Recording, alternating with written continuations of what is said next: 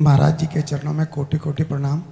महाराज जी एक दोहा पढ़ने के बाद हृदय स्वीकार नहीं कर पा रहा कि ढोल गंवार शूद्र पशु नारी सकल ताड़ना के अधिकारी। इसमें गोस्वामी जी ने बहुत सूक्ष्मता से वर्णन किया। महापुरुषों के वचनों को हम सूक्ष्मता से समझ पाए। प्रायः ऐसा कह करके हम कहीं कहीं माताओं बहनों की अवहेलना करते हैं, कई जगह हम इसका प्रयोग कर देते हैं। अरे वो गोस्वामी जी ने लिखा है ढोल गंवार शूद्र पशु नारी सकल ताड़ना के अधिकारी। अब इसकी व्याख्या सूक्ष्मता से सुने और विचार पूर्वक। शास्त्रीय प्रमाण के अनुसार ढोल है ना, ढोल को ताड़ना चाहिए। ताड़ना मतलब उसको ठपाक चाहिए और बेताल नहीं।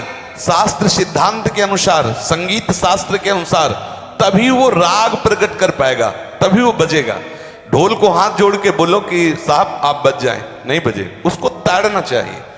अब ताड़ना शब्द चारों में एक जैसा नहीं लगेगा।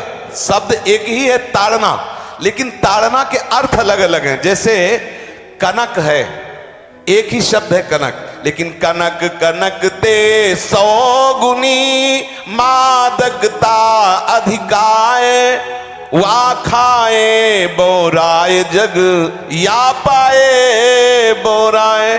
बोले कनक ही शब्द है। जैसे ताड़ना शब्द का हम प्रयोग केवल वही समझे कि ताड़ना देना ही नहीं, उसका अर्थ अलग अलग है। जैसे कनक शब्द है, कनक को सोना भी कहते हैं और कनक को धतूरा भी कहते हैं। कनक को धतूरा भी कहते हैं। एक कनक है जिसके खाने से बावरा हो जाएगा और एक कनक है जिसके पाने से बावरा हो जाएगा। कनक शब्द एक ही है, लेकिन दोनों का अर्थ अलग अलग हो गया। ऐसे ही ढोल में ताड़न का तात्पर्य है उसको पीटना, लेकिन वो शास्त्रीय संगीत के आधार पर उसको ताल देना। ताल देने से ही वो राग प्रकट करता है, आनंद की उमगन करता है, ना कि प्रार्थना करने से। समझ रहे हैं? अच्छा, गंवार, गंवार कहते हैं विवेकहीन पुरुष को।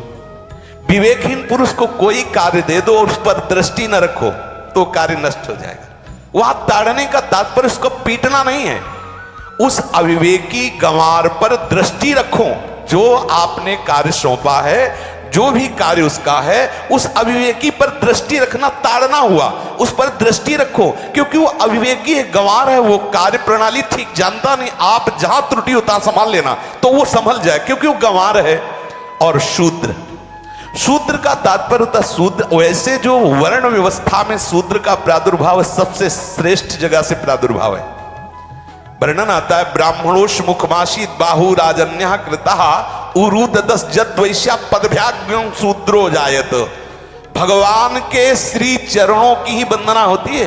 प्रायः आपने देखा सबके श्री चरणों की, और शूद्रों का प्रादुर्भाव श्री चरणों से हुआ है। कोई ऐसा न समझे कि शूद्र का मतलब निकृष्ट होता है। यहां शूद्र का तात्पर्य जब से किसी से कहते हैं कि शूद्रवत आचरण करता है, मतलब शास्त्र विरुद्ध, सदाचार के विरुद्ध आचरण करना शूद्रवत आचरण की तरफ संबोधन किया जाता है। यहां कहा गया कि शास्त्र की सम्मति, शास्त्र के शासन के अनुसार आचरण हो, सदाचार परायण हो। शास्त्र जिसके लिए जो विधान करता है, शास्त्र शासन स्वीकार करना, यहां शूद्र के ताड़न की बात कही गई। यहां शूद्र ताड़न का तात्पर्य डंडे से प्रहार करना नहीं, समझना।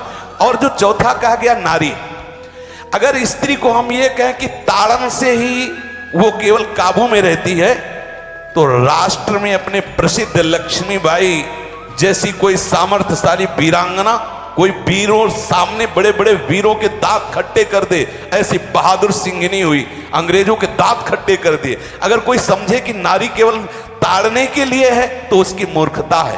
पुरुष और नारी का समान प्रादुर्भाव हुआ है।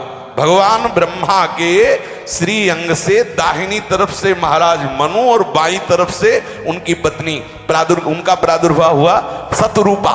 शतरूपा, अब आप बोलो एक ही शक्ति के दो भाग हो गए, एक पुरुष रूप धारण कर लिया, एक नारी रूप धारण कर लिया। अब यहां विचार जो है कि उस नारी के ऊपर ताड़न शब्द का क्या प्रयोग है।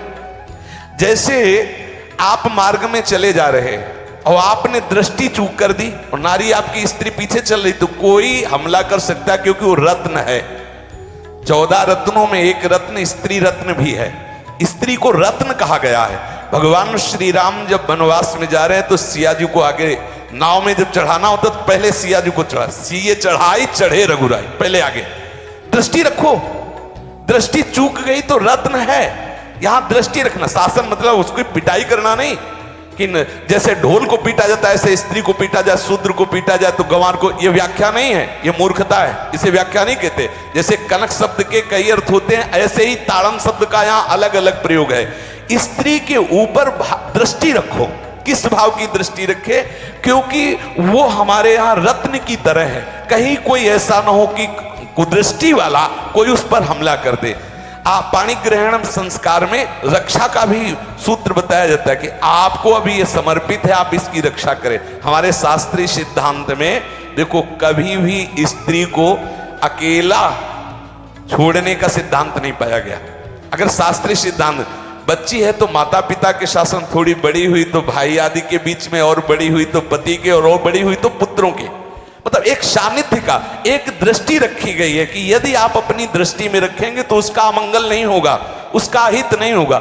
ये जो जैसे मानो कोई सी स्त्री को अकेला कोई पा गया और कुमार्गगामी वृत्ति वाला हुआ, तो आज जो घटनाएं सुनने को मिलती हैं, अगर हमारी दृष्टि हो उस पर तो ऐसा नहीं हो सकता। और दूसरी बात यह है कि स्त्री को बुद्धि स्वरूपा भी माना गया। भगवान से भीष्म जी कहते हैं, मैंने अपनी कुंवारी कन्या बुद्धि को, हमारी कुंवारी कन्या है बुद्धि, सदैव सुरक्षित रखा है, आज आपके चरणों में समर्पित करते हैं। तो शास्त्र शासन के द्वारा बुद्धि को सदैव अपने अधीन रखो, कहीं बुद्धि कुमार्गगामी ना हो जाए। यहां स्त्री के ताड़न का केवल एक सूत्र है कि आप उस पर दृष्टि बनाए रखें, कहीं स्त्री रत्न कहीं अपवित्र ना हो जाए, कहीं दूसरे का किसी तरह से कुमार्गगामी लोगों का ऐसा कोई बर्ताव ना हो जाए, इसलिए सावधान। वहां उसको पीटने का शब्द नहीं है कि ढोल गवार शूद्र परशुनारी सकल ताड़ना के अधिकारी। ताड़ना का तात्पर्य वहां पीटना नहीं तो विद्वता में देखो तो एक से एक, साधुता में देखो तो एक से एक, वीरांगना देखो एक से एक, ऐसा नहीं कह सकते, क्योंकि जो सामर्थ्य पुरुष में वही सामर्थ्य भगवान ने स्त्री में भी दी,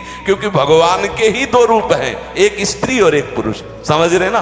तो इसमें एक ताड़न शब्द का कई अर्थ होता है। भगवान की साक्षात शक्ति स्त्री है। अगर कोई इस भाव से देखे कि स्त्री तो केवल ताड़ना मतलब केवल गाली दे के बात करना, ऐसा नहीं। जिस घर में स्त्री का अपमान होता है उस घर का नाश हो जाता है, निश्चित हो जाता है।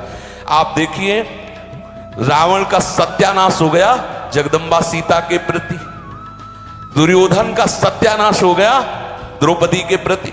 जहां स्त्री का अपमान हो जाए, अगर कोई ये समझे कि स्त्री केवल मतलब जैसा हम चाहें वैसा व्यवहार करे, तो अगर नाश ना हो जाए तो हमें बता देना, क्योंकि भगवान की वो शक्ति है। अगर उसे तुम सोचो कि हम ताड़न करें, जैसे ढोल को ताड़न करें ऐसे ताड़न करें, तो तुम्हारा नाश हो जाएगा। बिल्कुल सच्ची बात समझ लीजिए। केवल वहां दृष्टि रखने की बात कही गई है, आपका अधिकार है, आप उसकी सुरक्षा व्यवस्था में रहें। और एक वृत्ति होती है, अगर शासन ना हो तो हमारी बुद्धि भ्रष्ट हो जाए, हमारी बुद्धि भ्रष्ट हो जाए, आपकी बुद्धि भ्रष्ट हो जाए। भगवान का भय, शास्त्र का भय, लोक मर्यादा का भय, ये हमको सुरक्षित रखता है। इसलिए दृष्टि रखने की आवश्यकता है कि वो पवित्र रहे, वो सुरक्षित रहे, ना कि उसको पीटने के लिए यहां संबोधन किया गया गोस्वामी तुलसीदास जी ने। इसलिए सावधानी पूर्वक अपनी वृत्ति को पावन रखते हुए महापुरुषों के वचनों को समझने की चेष्टा की जाए। गोस्वामी जी ने जो यहाँ कहा, ढोल गवार शूद्र परशुनारी सकल ताड़ना के अधिकारी, तो ताड़ना का अलग अर्थ है, अलग अलग। जैसे ढोल में ताड़ना, तो वैसे ही सब जगह नहीं ताड़ना लगेगी। आप देखो, पशु जो है, चालक जो घुड़सवार होता है उसको ताड़ना एड़ी से देता है। अपने चालक जो होता है घुड़सवार एड़ी से। किसान जो होता है वो बैल को बोलता है दाहिने, जैसे हल जोतने होता है बाएं, वो भाषा समझता है, बाएं मुड़ जाए, और नहीं मुड़ता तो पीछे अरई है एक छड़ी, उससे वो इशारा देता है, वो समझ जाता है। पशु को अपने इशारे से चला लेते। अब उससे कहे, खड़ा होकर हाथ जोड़ के कहे कि भैया बैल देवता आप थोड़ा दाहिने मुड़ जाओ, तो नहीं मुड़ेगा। जब लगाम पकड़ी और थोड़ा ताड़न किया और बोले दाएं, तो फौरन दाहिने मुड़ गया। आप देखो, जो बैलगाड़ी चलाते हैं, घोड़ा गाड़ी चलाते हैं, ऊंट चलाते हैं, तो पशु शासन के द्वारा उसको इशारे से किधर चलना है उसको इशारा बता दो। अलग अलग जगह इस ताड़न शब्द का अर्थ प्रयोग किया गया है।